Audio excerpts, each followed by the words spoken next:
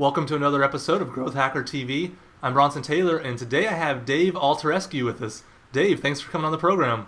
Thanks for having me. So, Dave, you are the U.S. Director of Marketing for Spotify, is that right?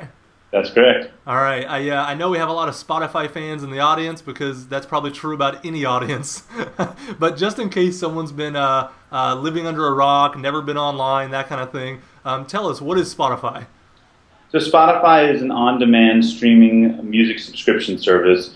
Essentially, it gives you a catalog of millions of songs that you can have access to and listen to whenever you want to, wherever you are. It really... we let you either go in and dive in, search for the song you want to listen to, or sit back, browse, and listen to radio and kind of more low-touch experiences as well. We have a paid subscription service at $10 a month, and we have a free tier as well with advertising. Yeah, that's great. I'm actually a premium user myself. I can't live without it. I was listening to it on the drive to the office this morning, so... And not even thinking that I'm getting ready to interview you is, disconnected. It's just part of my life now.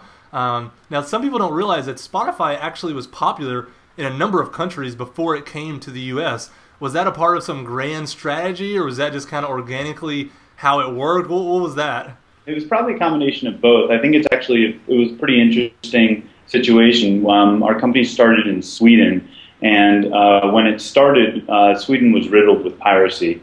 And, there was actually a political party that was dedicated to piracy. I think it was called the Pirate Party. And, a number of the big pirate services came out of Sweden. So when Spotify came into the market, I think that the rights holders at that point had kind of, to an extent, put up the white flag and said, okay, let's do it. If you think that you can make this work, then let's do this. Uh-huh. And so Spotify was given the ability to try and do something that no one had ever really done before, which is create a service that was giving people access to all of this content for free legally. And so it really broke new ground, and that was something that the model was able to be duplicated in other markets as a result. Mm-hmm. But I think that had we tried to start this in another market, a bigger market like the U.S., it would have been probably much more difficult to, get the rights holders to wrap their head around it. So, Dave, what kind of growth has Spotify experienced since its launch? I don't know what you can disclose, but maybe number of countries you guys are in, how many users you got, number of songs that you've streamed, just anything to get us an idea of the scope here. Yes, we've got over 6 million paying subscribers. We've got over 20 million active users. We have 20% paying subscribers to active users. Let's see. We're in 28 countries. Mm-hmm. We've got 20,000 songs added per day. Oh, wow. Yeah. That's incredible. I didn't know that was possible. Yeah, no, it's we've got over 1 billion playlists that have been created so far. Wow, that is a lot of playlists. Yeah, that's one of my primary ways of using Spotify is through the playlist or the radio, because I don't have time to curate my own music, so I rely on others or your all's algorithm to do it. So I can see why there's so many playlists. Yeah. Describe your typical day to us, because you're the director of marketing. Marketing is obviously going well. You guys have 6 million paying subscribers. So what do you do from 9 to 5? You wake up, you get your coffee. Walk us through kind of a general day, if there is such a thing. Yeah, so I've got a very tight-knit, relatively small team. We work really closely together. We're working mostly on scalable campaigns that are kind of ongoing and always evolving and always kind of being tweaked and optimized and built up. And then we have just like a flurry of other things that are always happening, from additional projects that are coming up to just managing lots of emails and delegation and then there's a lot of internal meetings for status updates, because we're really working across every department at the company. And there are lots of external meetings with partners and with vendors and with agencies to really help kind of move things forward and quickly kind of keep on bringing new opportunities to the table and managing the existing opportunities. Yeah, so what you say at the end there, is that kind of the heart of it? finding new opportunities, managing those, and then keeping up with the old opportunities as well? That's kind of the two things you're doing. I think that we're mostly trying to focus on and prioritizing the big opportunities and trying to make sure that those are kept front of mind and kind of highest priority.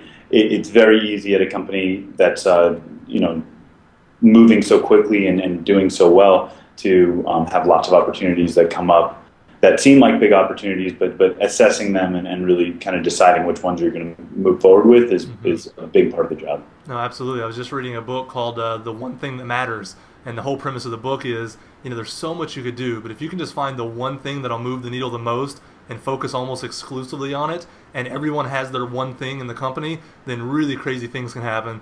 So I'm trying to implement that myself in different ways, and it's going well so far. Now, I've heard you describe Spotify as a social music discovery platform. That was kind of the succinct definition that you've given before. Do you think the key to Spotify's growth is the social aspect of that definition? Because there's other places to discover music, but Spotify does it uniquely well socially, it seems like. Is that the heart of it? Yeah, I mean, music has always been social. I think that, it's a way that we identify ourselves. It's a way that we, kind of communicate with people. Often you're finding out about new songs or new artists through your friends or through people you respect and trust or publications or other kind of, trusted resources. Spotify really helps to kind of build a digital connective tissue that connects people and lets them kind of do these, execute these behaviors that they've already had, in an online platform. And so I think that taking existing behaviors and just kind of socializing them. Yeah. I've heard people on the show before say something very similar, that, they say like Snapchat, the VC that invested in that came on and said, the reason it's so successful is because it's doing something that we want to do in the real world. In the real world, we say something and it doesn't stay there forever, it disappears. Like we say it and then it's gone. And Snapchat does the same thing. You can say it and then, in a few days, whenever it goes away. And he said, so anytime you can take something that's offline and just a part of humanity and bring it online, you're tapping into something deep there. And I think you're right. I think Spotify's doing the same thing. Spotify is very social, and we're very social when it comes to music. So it makes a lot of sense. I think that's really interesting. I mean, I think that there's the key to that is that there's existing human behaviors that you're already tapping into. Mm-hmm. And some of those things are going to start to shift when you kind of bring this new digital presence. But if in its core it's something that humans already kind of have the need to do, mm-hmm. Then it's really like grounded in something that's meaningful and has utility and context. Yeah. Now, Spotify, it seems, from the outside looking in, has had massive success utilizing the Facebook platform for growth. Some of the guests on the show actually use Spotify as an example of how you can still use the Facebook platform to grow. So you guys are kind of the poster child for that, the new company that can do that. Walk us through some of the different ways that Facebook and Spotify really integrate together, because I know you guys are pushing information, you're pulling information. There's a lot of overlap there in different ways, and some of it's obvious, but some of it may not be as obvious. How does Facebook and Spotify really integrate?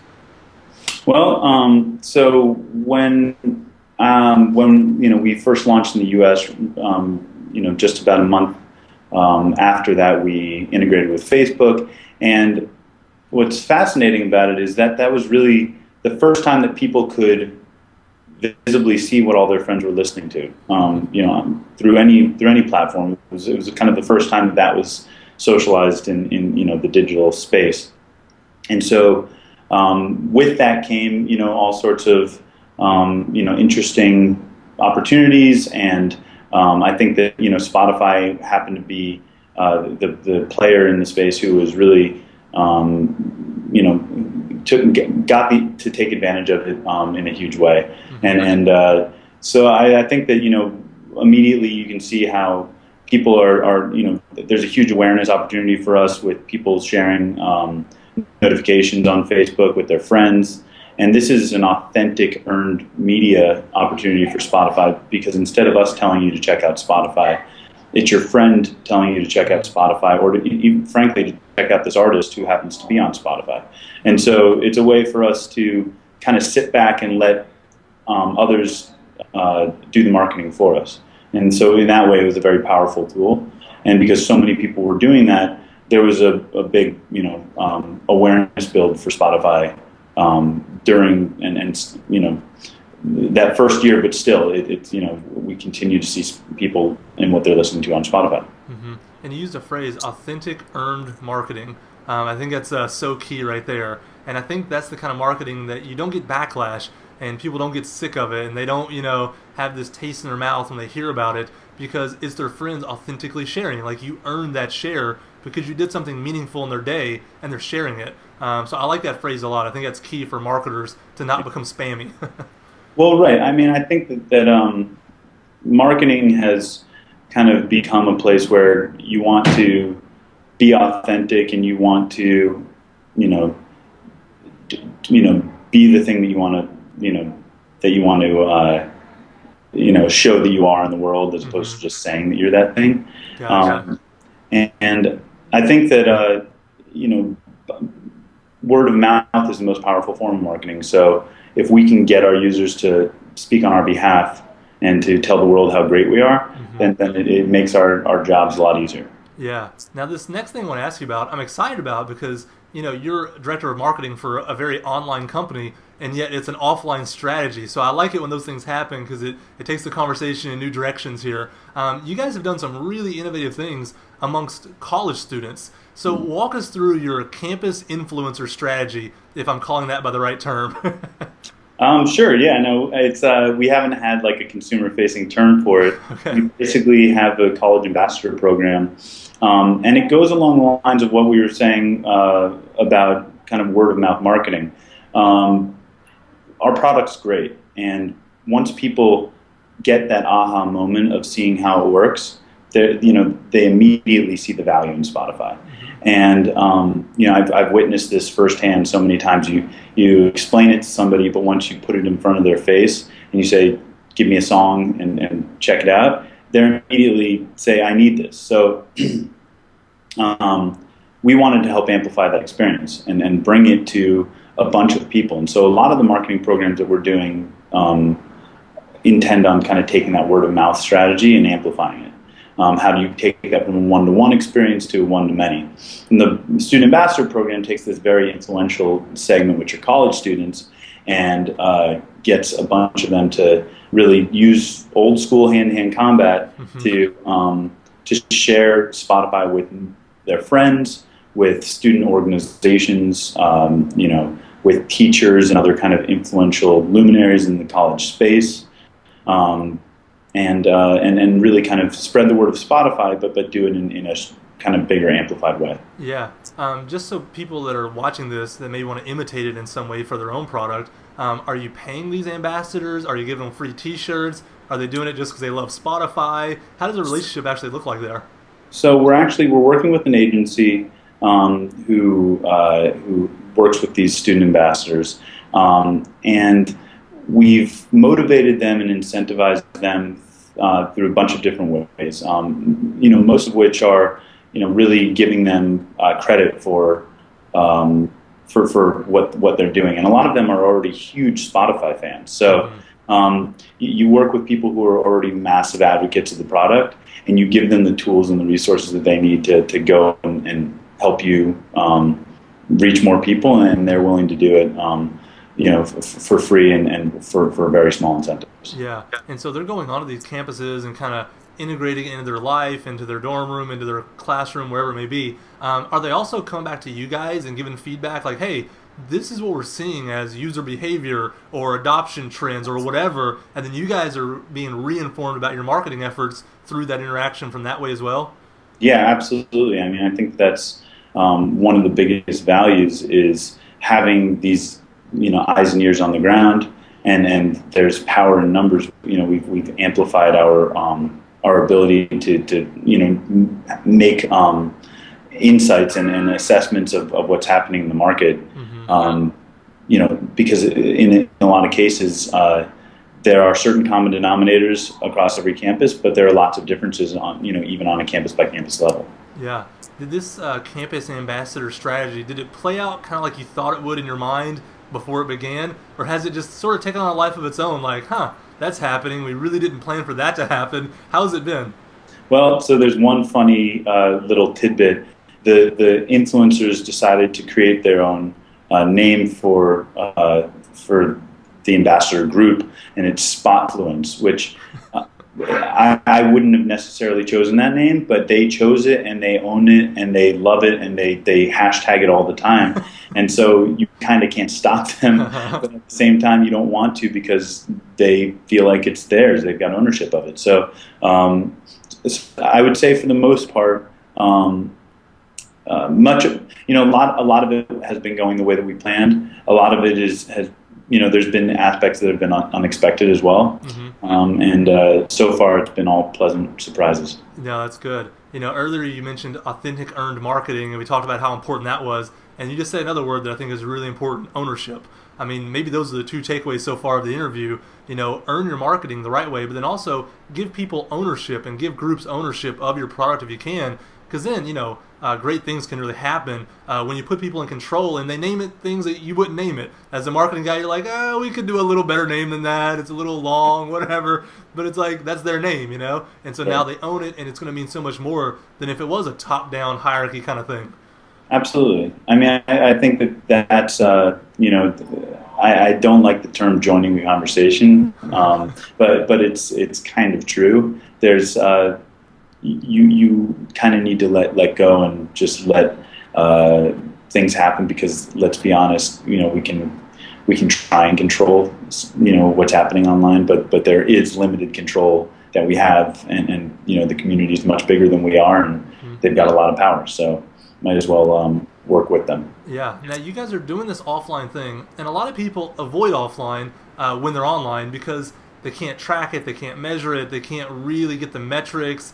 They don't know if it's working as well as they think it is. It's a lot of anecdotes. It's not a lot of hard data. How are you guys finding that? Are you able to see, yeah, it's actually working, it's growing, we see the users increase in the areas where the ambassadors are? Or is it more of, we think it's working and we're okay with that?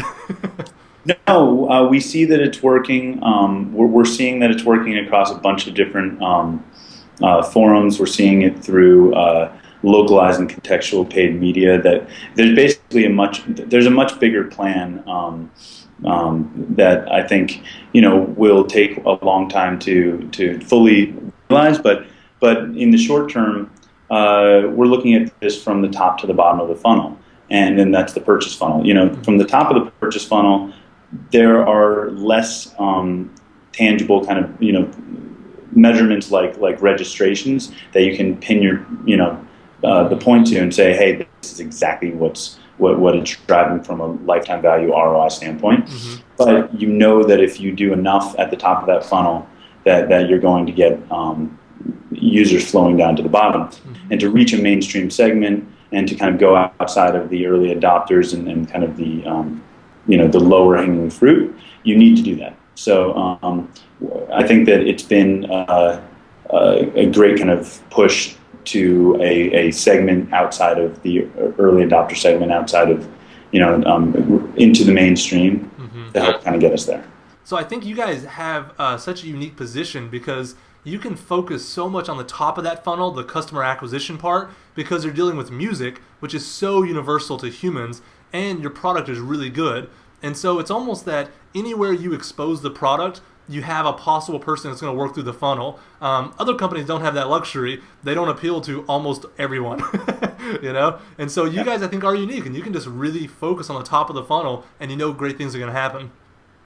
That's been our experience from a free registration standpoint. When we get people, when we kind of corral the masses into becoming registered and active users, there's a pretty good conversion ratio, and so we don't necessarily have to invest all of our time in making them all paid users on day one, because they ultimately get the value proposition, and many of them choose to become paid users because the product's really good. Yeah, and I was going to say, with I think about Evernote, and they say that they like their free members because the longer somebody's free, the more likely they are to become a paid member. And so they're okay with people staying free for a long time because eventually they might, convert over. And they say the longer you've been a free, the more likely you are to convert. So it works in your favor, when you have a service like Evernote and like Spotify. Now, besides the social integration that we talked about with Facebook, besides kind of the campus influencers that we talked about, what are some of the other customer acquisition channels that Spotify uses? I mean, earlier you mentioned your day-to-day. You said, you're kind of maintaining the existing, things that you're doing, and then you're looking at new opportunities. What are those existing things that you're doing? Is it looking over paid campaigns? Is it, offline marketing, ad magazines? Like, what is it you're doing? We've got a paid campaign that's going right now. I don't know if you've seen, but we did a TV commercial, and we have a bunch of online paid media that's run in the U.S. We also have a referral program that recently launched, which allows you to get a free month of Spotify Premium for 5 friends that you register to Spotify. So again, it's taking that word of mouth and amplifying it through a digital channel. So we've seen already, some early great results with that, and it's a great way for us to take all of these people who are huge advocates of our product, because as you said yourself, it's a sticky product that people enjoy. It's easy for people to share it. So we're looking at multiple other campaigns that kind of fit that bill, and take that word of mouth and help amplify it online. Yeah.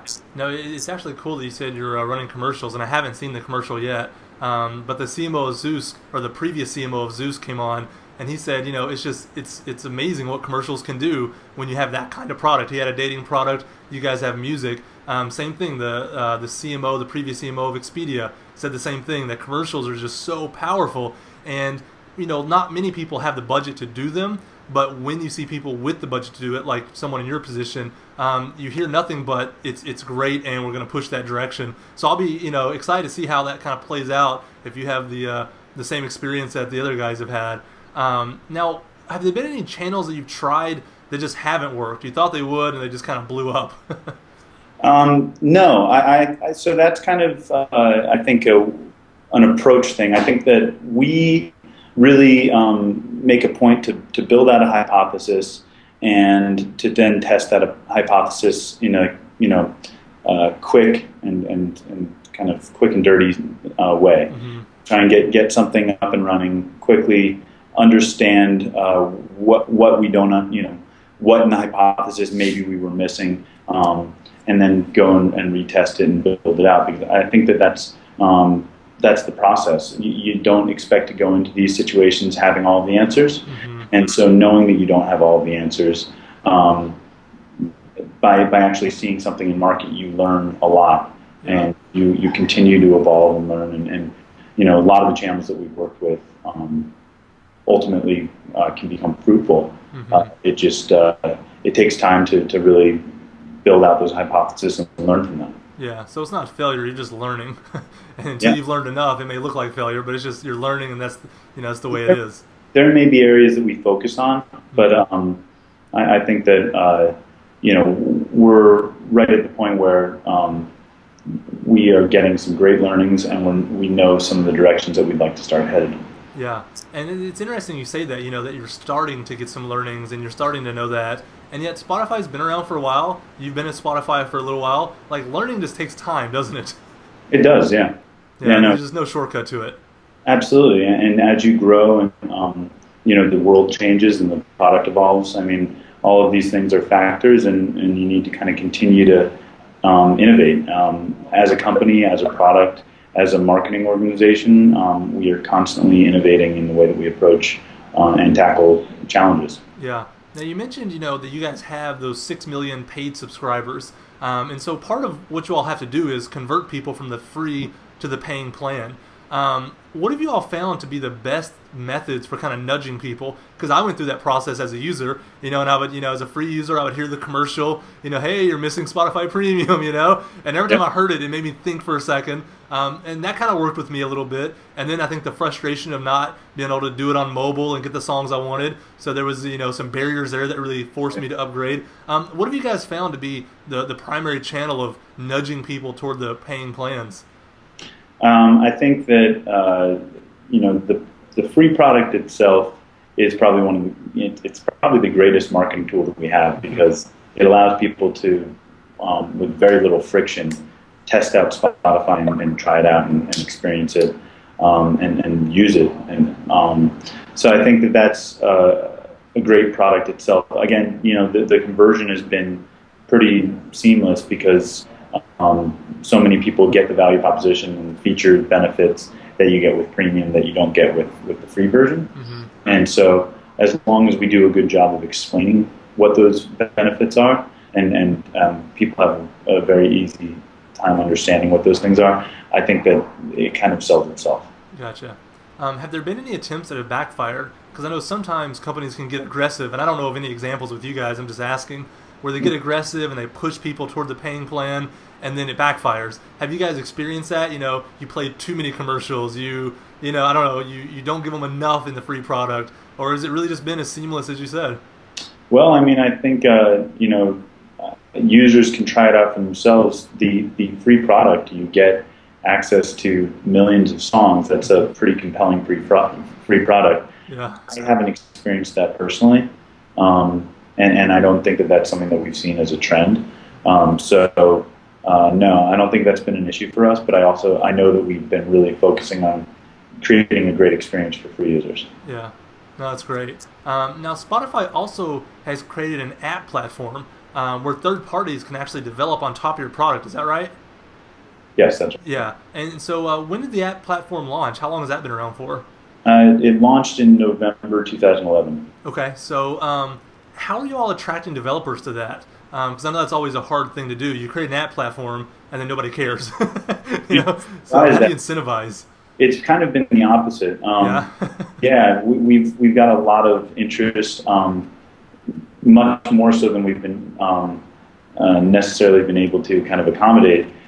We've created a very kind of tailored experience where really the apps are features on the platform, mm-hmm. and much less just apps and kind of in the way that you might see on other app stores. Yeah. So it hasn't been an issue, to be honest. It's been more about kind of being very selective about which apps are going to be differentiated in their way of creating a great music discovery experience. Yeah. How do you see users interact with the apps? Do you see some users that almost interact with Spotify exclusively through the apps and that becomes their window into the music? Or is it always kind of just a fringe thing that's cool, but it's never the main thing for really anybody? What's been your experience with it? Well, so my experience has been that it kind of depends on the user, one, mm-hmm. and also it's all changing. The apps are kind of coming up to the front of the platform, and they're going to be much more visible very soon. Right now, the apps, I would say, there are some apps that are very popular, but it's going to, I think that you're going to find very soon that there's going to be many more apps and that are going to be visible kind of at the front end of the platform. Gotcha. So I guess you guys are doubling down on the app since you're raising them to prominence. So you must see some good signs there. We want to make sure that the music discovery experience is as seamless as possible. Yeah. And that the way that you experience the apps is kind of inherent to the way that you're experiencing the overall product. Mm-hmm. And I think that we're getting there in the evolution of the product. Yeah, when I see the apps, I see so much opportunity there. I think you're right. I think it's a little bit buried. It's it's not the most obvious thing, but when you get into it and you find the apps that really work with your style of listening, you can do things that you just never thought about, but that you love. What I love about the apps is it's kind of democratized the music discovery landscape. You can discover music in ways that you never thought possible. We have everything from Rolling Stone, which allows you to see reviews, to Billboard, which allows you to see the top 100, to Sounddrop, which allows you to go into a forum and sit there with friends or with people you don't know and listen to the same song together and vote songs up, vote songs down. We've got app experiences like Blue Note, which allow you to see all the remixes of a particular song through all the other songs that are on Spotify, to things like dating apps where you can actually see your compatibility with other people on Spotify through app and through your music listening experience, which it makes you realize that there's an infinite number of ways to discover music, and then we've really created a platform so that these third-party experiences can host them here. Yeah, I think it's such a good trend because I think about Facebook when they were a social network and then they became at some point a platform. They became this layer of the internet that just got integrated into everything. And I look at Spotify, and there's been a lot of music services, but none of them went to the level of platform. And then you guys, by becoming a platform, I don't know how anybody can compete, quite honestly, because I think about Sounddrop that you mentioned, and it's like, okay, that was Turntable FM, but now it's within Spotify as an app amongst a million other things that Turntable could never do. And Turntable obviously kind of slowly died, but it's like that's just one example of that. I think about Pandora, and it's like, okay, they have the radio function, and that's it. And then you're stuck. But Spotify becomes almost like all the best things of all the possible music apps, plus all the future things that developers are going to build. So it just seems like you guys are really building a moat around the product that's going to be really hard for someone to compete against. Now, let me ask you something on a personal note. Tell me if I'm wrong here, but your background is in music and not in marketing per se. Is that right, first of all? Well, so both. I worked at record labels. I've managed bands. I've worked at advertising agency in an innovation unit, working with Fortune 50 clients, such as GE and Pepsi and State Farm and Visa. Uh-huh. So I've kind of worked on both sides. Even when I was working in music, I was working in music marketing. So okay. I've kind of seen Spotify is kind of the perfect place for you. Yeah, it is. So having a background in music and in marketing, you kind of get to go deep in both ways. You get to know the heart of the product in a deep way, but then you also have this marketing expertise you bring to the table. Does that give you a leg up because you actually have a leg in both worlds? Do you see that as a benefit, or do you think it really matters? I mean, I think that, to be honest, marketing is, it requires some experience, and I think that, where you went to college is basically learning how to learn. You either learned how to learn new skills and be able to kind of apply those skills to, future situations or not. And I think that my background in music taught me how to deal with an industry that was changing a lot during most of the time that I was working in it, and to really kind of know how to leap from one challenge to the next, and kind of always know how to stay afloat and always know how to kind of manage things as things got a little crazy. Mm-hmm.